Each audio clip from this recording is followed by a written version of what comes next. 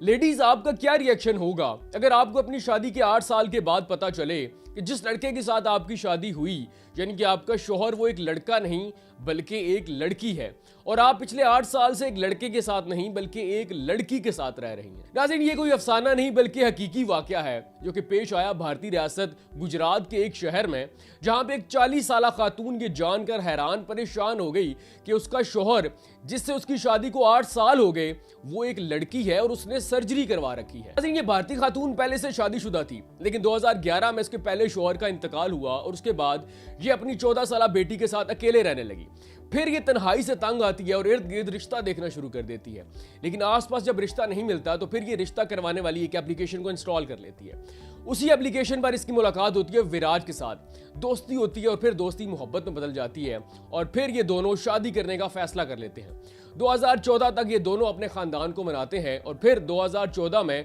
खानदान की मौजूदगी में इन दोनों की शादी हो जाती है। नाज़रीन, शादी को काफी अरसा गुजर जाता है, लेकिन विराज अपनी बीवी से एक खास फासले पर रहता है। बीवी उससे पूछती है कि तुम मुझसे कतराते क्यों हो? तो विराज कहता है कि जब मैं रशिया में था तो वहां पर एक हादसा पेश आया और मुझे शदीद चोटें आई, फिर बाद में सर्जरी हुई, ऑपरेशन हुए, मैं ठीक तो हो गया, लेकिन मैं एहसास कमतरी का शिकार हो गया और फिर अब शादी को 8 साल गुजर जाने के बावजूद लोगों में रहते हुए भी मैं एक खास किस्म के कम्प्लेक्स का शिकार हूं, इसलिए मैं एक खास फासले पर रहता हूं। नाज़रीन, विराज का जवाब अपनी बीवी को मुतमईन ना कर सका, लेकिन उस वक्त ये बात आई गई होगी। लेकिन शादी के 8 साल के बाद विराज की बीवी ये राज जान गई कि जिस लड़के के साथ उसकी शादी हुई दरअसल वो एक लड़की है और उसने सर्जरी करवा रखी है। नाज़रीन, बिल्कुल इसी तरह का एक वाकया पाकिस्तान में पेश आया, जहां पे कश्मीर में एक लड़की लड़का बनकर मुख्तलिफ लड़कियों के साथ शादी करती और फिर उन्हें बैरून मुल्क ले जाती और उसने मुख्तलिफ औकात कार में बहुत सारी शादियां कर रखी थी। अब वो लड़की को क्या करती थी ये तो मुअम्मा अभी तक हल नहीं हो सका, लेकिन ये एक फ्रॉड का